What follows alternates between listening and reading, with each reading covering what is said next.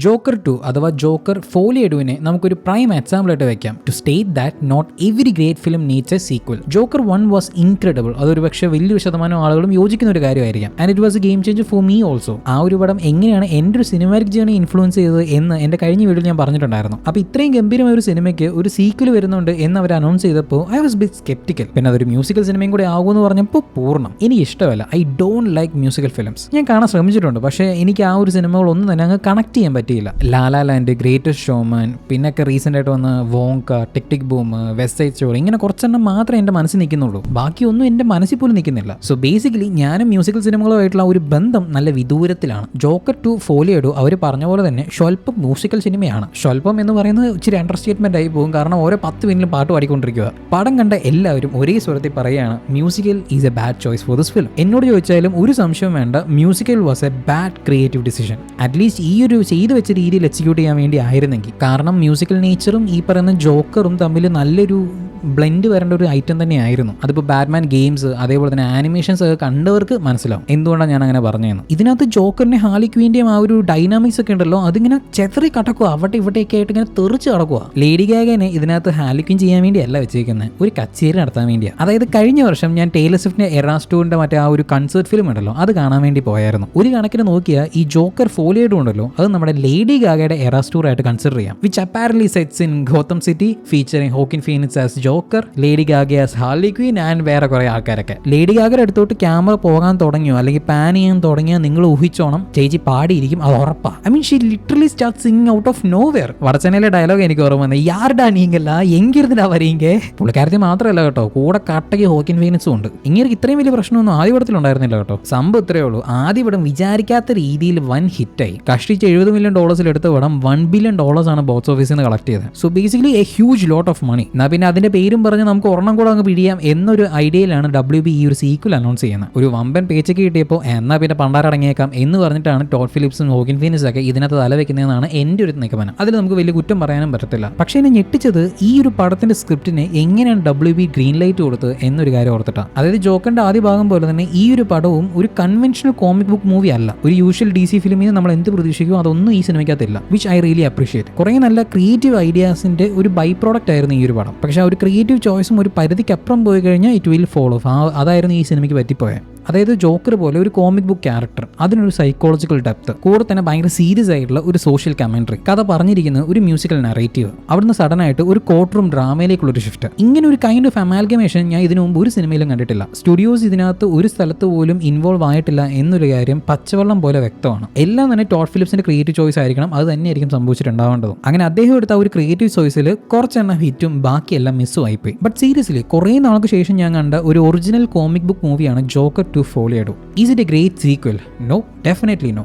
Is it really a bad movie? ഒരു വർഷം പോലും കണ്ടിരിക്കാൻ പറ്റാത്തത്ര മോശമായിട്ടുള്ളൊരു സിനിമയാണോ? നോ, ഒരിക്കലും അല്ല.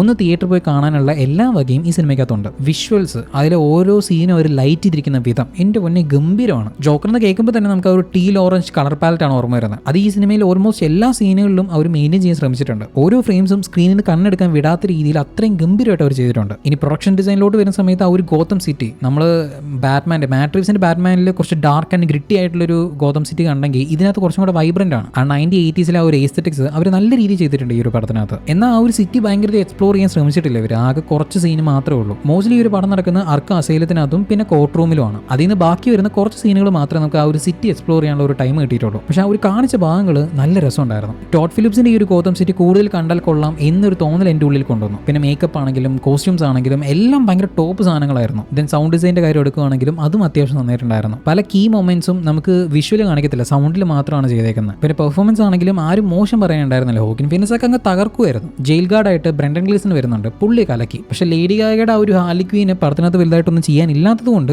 പുള്ളിക്കാരത്തേക്ക് അങ്ങ് ഷൈൻ ചെയ്യാൻ പറ്റിയെന്ന് എനിക്ക് തോന്നിയിട്ടില്ല. അതേപോലെ തന്നെ ഹാർവി ഡെന്റ്, അതായത് നമ്മുടെ ടൂ ഫേസ് ചെറുക്കനൊക്കെ അതിനകത്ത് വന്നതെന്നുള്ളൊരു തോന്നലാണ് എനിക്ക് വന്നത്. ശരിയാണ്, ഡി ആണ് അപ്പോൾ കോർട്ട് റൂം കേസ് എന്നൊക്കെ പറയുമ്പോൾ ഒബ്വിയസ്ലി പുള്ളി വേണം. എന്നാലും നമ്മൾ ഡാർക്ക് നൈറ്റിൽ ആ ഒരു OG ഹാർവി ഡെന്റിനെ കണ്ടിട്ട് പെട്ടെന്ന് ഈ ചെറുക്കം വന്ന് ഇങ്ങനെ ചെയ്യുന്ന സമയത്ത് നമുക്കങ്ങ് ഡൈജസ്റ്റ് ചെയ്യാൻ ഒരു ബുദ്ധിമുട്ട്. എനിക്ക് വന്ന മേജർ ഇഷ്യൂ എന്നാന്ന് വെച്ച് കഴിഞ്ഞാൽ ജോക്കർ 1ന്റെ കഥ തന്നെയായിരുന്നു. ഓർത്തർ ഫ്ലക്ക് എങ്ങനെയാണ് ജോക്കറായിട്ട് മാറുന്നത് എന്ന് പറയുന്ന ആ ഒരു ഗ്രൗണ്ടഡ് ആയിട്ടുള്ള ഒരു ഒറിജിൻ സ്റ്റോറിയാണ് നമ്മൾ കാണിച്ചിട്ടുണ്ടായിരുന്നത്. പറഞ്ഞിട്ടുണ്ടായിരുന്നത്. ഓർത്തർ ഫ്ലക്ക് ജോക്കറായിട്ട് മാറി അല്ലെങ്കിൽ അവനെ മാറ്റി ഈ ഒരു സമൂഹം ഈ ഒരു ജോക്കർ 1 അവസാനമായ സമയത്ത് അതിന്റെ ബാക്കിയായിട്ടൊരു സീക്വൽ നമ്മൾ പ്രതീക്ഷിച്ചുകൊണ്ടിരിക്കുന്ന സമയത്ത് വായ്പില്ല രാജ, നീ അതാണോ പ്രതീക്ഷിക്കുന്നത്, എന്നാൽ ഞാൻ തരില്ലടാ എന്നൊരു മട്ടിലാണ് ടോഡ് ഫിലിപ്സ് ഉള്ളത്. പുള്ളി വീണ്ടും ഒന്നേന്ന്, അതായത് പാമ്പ് കോണിന്ന് പാമ്പ് ഒഴുകി നമ്മൾ താഴെ വരുന്ന രീതിയിൽ വീണ്ടും ഓർത്തർ ഫ്ലക്ക് എങ്ങനെ ജോക്കറുമായിട്ട് സ്ട്രഗിൾ ചെയ്യുന്നു, അവന്റെ ഉള്ളിലുള്ള ഒരു സ്പ്ലിറ്റ് പേഴ്സണാലിറ്റി, ആ ഒരു ജോക്കർ അവനാണോ ശരി ഇവനാണോ ശരി, ശരിക്കും ഒരു കൊലപാതകം ചെയ്തത് ആരാ, ജോക്കറാണോ ഓർത്തറാണോ, ഇങ്ങനെ ആദ്യ പടത്തിൽ ചെയ്തത് അതേ സാധനം തന്നെ വേറെ രീതിയിൽ ഈ പടത്തിനകത്തും ചെയ്തേക്കുന്നു. ടു ബി ഓണസ്റ്റ്, ആ ഒരു കോർട്ട് റൂം ഡ്രാമ ഞാൻ പ്രതീക്ഷിച്ചിട്ടുണ്ടായിരുന്നില്ല. അതെന്നെ ശരിക്കും ഞെട്ടിച്ചു കളഞ്ഞു. ആ ഒരു കേസും ആ ഒരു കോർട്ട് റൂമും തന്നെ നല്ല ഗംഭീര സാധനം കൊടുക്കാനുള്ള ഒരു സ്പേസ് ഉണ്ടായിരുന്നു. പക്ഷെ അവിടെയും ഇവർ ചെയ്തിരിക്കുന്നത്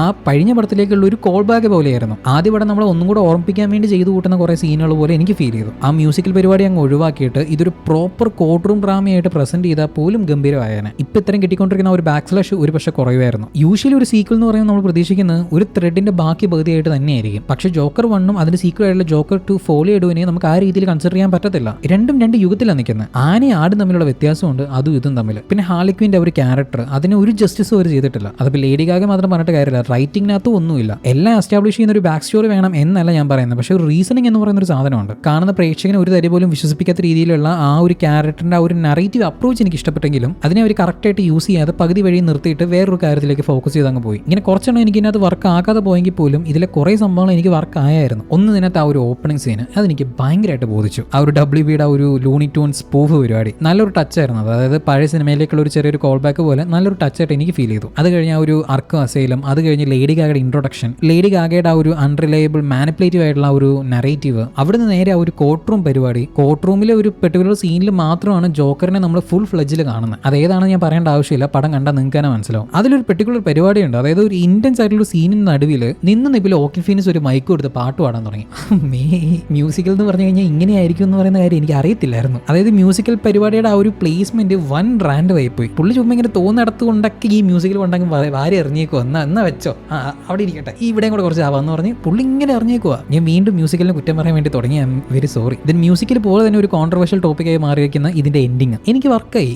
ആ സീനിന്റെ തുടക്കം വരുമ്പോഴേ നമുക്ക് മനസ്സിലായി ഇത് എങ്ങോട്ടുള്ള പോക്കാണ്. അവിടെയും ടോഡ് ഫിലിപ്സ് എടുത്ത ആ ഒരു ഡെയറിംഗ് ക്രിയേറ്റീവ് ഡിസിഷൻ ഉണ്ടല്ലോ, അത് സമ്മതിച്ചു കൊടുക്കണം. ഫസ്റ്റ് അവർ എൻഡിങ് കണ്ടപ്പോൾ ഞാനേ കൺഫ്യൂസ്ഡ് ആയിരുന്നു. ഇങ്ങനെ ആക്കാൻ വേണ്ടിയായിരുന്നു പിന്നെ ഇതൊക്കെ എന്തിനാ കാണിച്ചു കൂട്ടിയെന്നുള്ളൊരു ചോദ്യമാണ് നമ്മുടെ ഉള്ളിൽ ആദ്യം വരുന്നത്. പക്ഷേ when you start to think about it, it all makes sense. അല്ലെങ്കിൽ ഇങ്ങനെ ഒരു പരിപാടി പിന്നെ എങ്ങനെ നിങ്ങൾ അവസാനിപ്പിക്കും? ജോക്കർ 3 എന്തായാലും ഉണ്ടാവില്ല. എനിക്ക് പറയാനുള്ളതെല്ലാം ഞാൻ ഈ പടത്തിനകത്ത് പറഞ്ഞു തീർത്തിട്ടുണ്ട് എന്ന രീതിയിൽ ടോഡ് ഫിലിപ്സ് അന്ന് പറഞ്ഞത് എനിക്ക് ഇപ്പോഴാണ് മനസ്സിലായത്. Okay, at the end of the day Joker 2 Folie ഇടൂ ഞാൻ പ്രതീക്ഷിച്ച ഒരു സീക്വൽ ആണോ എന്ന് ചോദിക്കുവാണെങ്കിൽ അല്ല. ഐ മീൻ ഞാൻ എന്ത് പ്രതീക്ഷിച്ചു, ഞാൻ എന്ത് ആഗ്രഹിച്ചു എന്ന് പറയുന്ന കാര്യമൊന്നും ഇവിടെ ഇമ്പോർട്ടൻ്റ് അല്ല. ഗസ് വാട്ട്, ഞാൻ അതിന്റെ റൈറ്ററും അല്ല ഡയറക്ടറും അല്ല. ആൻഡ് ഓൾസോ നമ്മൾ പ്രതീക്ഷിച്ചൊരു സാധനം കിട്ടുമ്പോൾ ചെറിയൊരു സാറ്റിസ്ഫാക്ഷൻ കിട്ടും എന്നല്ലാതെ അതിൻ്റെ അപ്പുറത്തേക്കൊന്നുമില്ല. യൂഷ്വലി ഒരു സിനിമയിൽ നിന്നും ഞാൻ എന്ത് എക്സ്പെക്ട് ചെയ്തോ അതിന് പകരം പുതിയൊരു സാധനം കിട്ടുമ്പോഴാണ് എന്നെ അത് എക്സൈറ്റ് ചെയ്യിക്കുന്നത്. In that way Joker 2 Folie ഇടൂ did something different. So it's not utterly bad or something, it's just not that great much of a sequel or something like Joker. അത്രേ ഉള്ളൂ. അതായത് ജോക്കർ 1ന്റെ ആ ഒരു ബാർ എന്ന് പറയുന്നത് കുറച്ചേറെ പൊക്കത്തിലായി പോയി. അതിന്റെ അപ്പുറത്തേക്ക് പിടിച്ചെത്താൻ ഇതിന് പറ്റിയില്ല. പിന്നെ ഒരു കാര്യം കൂടി, ഈ പടത്തിന് എന്നതിന് R-rated സർട്ടിഫിക്കറ്റ് കൊടുത്തതെന്ന് എനിക്ക് മനസ്സിലാവുന്നില്ല. ഇതിൽ ആദ്യ പടത്തിലുള്ള വയലൻസ് പോലും ഇല്ല. ഇതിൽ കാണിച്ചിരിക്കുന്ന പലതും ഈസി ആയിട്ട് നമുക്കൊരു US സർട്ടിഫിക്കറ്റിൽ തന്നെ പുൾ ഓഫ് ചെയ്യാൻ പറ്റുന്ന കാര്യങ്ങളാണ്. ഇതിന് R-rated കൊടുക്കേണ്ട ഒരു ആവശ്യമുള്ളതായിട്ട് എനിക്ക് തോന്നിയില്ല. ആദ്യം ഒരു R-rated ആയിരുന്നു, അന്ന് ഇതും പോട്ടെ R-rated എന്ന് പറഞ്ഞ അമ്മമാർ ഇട്ടതായിരിക്കും. ഇന്ത്യൻ സെൻസർ ബോർഡിനോട് എനിക്ക് നന്ദിയുള്ള കാര്യം എന്താണെന്ന് വെച്ച് കഴിഞ്ഞാൽ സ്മോക്കിംഗ് കിൽസ് എന്ന് പറയുന്ന ആ ഒരു സാധനം അവന്മാർ ചെറുതാക്കി. ഓപ്പനേമർ കാണാൻ പോയപ്പോൾ നെഞ്ചത്തൊട്ടിച്ച് വെച്ച പോലെയായിരുന്നു അവന്മാരുടെ ആ ഒരു കോഷണറി ബാനർ ഉണ്ടായിരുന്നത്. ഫോർ ഗോഡ് സേക്ക് അവന്മാർ അതിന്റെ സൈസ് കുറച്ചൊരു മൂലയ്ക്കോട്ട് ആക്കിയിട്ടുണ്ട്. സന്തോഷം. പിന്നെ A സർട്ടിഫിക്കറ്റ് ഉള്ള പടത്തിന് പോലും ഈ പറയുന്ന കത്രിക വെക്കാനും മൂടി മറയ്ക്കാനൊക്കെ നിൽക്കുന്നത് കൂടെ ഒഴിവാക്കി കഴിഞ്ഞാൽ സന്തോഷമായി. പിന്നെ കുട്ടമ്പളയ്ക്ക് ഒരു കുഴപ്പമില്ല, ഹാപ്പി ആയിട്ടിരിക്കും. പക്ഷെ അങ്ങനെ ചെയ്യത്തില്ലെന്ന് എനിക്കറിയാം, എങ്കിൽ പോലും പറഞ്ഞതേ ഉള്ളൂ. സോ ജോക്കർ 2 ഫോളിയോ ഇടൂ നിങ്ങൾക്ക് എങ്ങനെയുണ്ടായിരുന്നു താഴെ എന്തായാലും ഒന്ന് പറയാം. അടുത്തൊരു ദിവസം മറ്റൊരു സിനിമയായിട്ട് കാണാം. അതുവരെ ബൈ.